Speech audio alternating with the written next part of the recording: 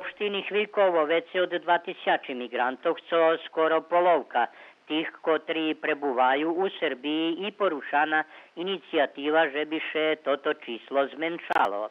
Nješka prinješeni akcijni plan, jeden od prvších u Srbiji i njemaju ho, jak utorene, poteraz ani Sombor, Subotica, Preševo i drugi opštini, gdje migranti zmeseni i veljo dopomože zmocnjovanju kapacitetoh, a tiž tak i obezpečovanju i donacijoh lokalnej samoupravi za daljši rozvoj i ljepši uslovija prebuvanja migrantoh.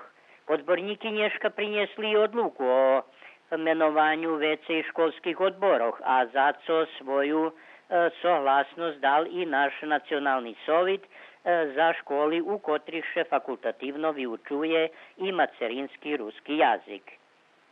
Jak na skupštini opštini obgruntoval Romko Papuga, načalnik opšte upravi, pre uskladzovanje so zakonom o javnih podprijemstvoh formovane nove javne podprijemstvo za javne ošvicenje, usluhi i otrimovanje u Šidze.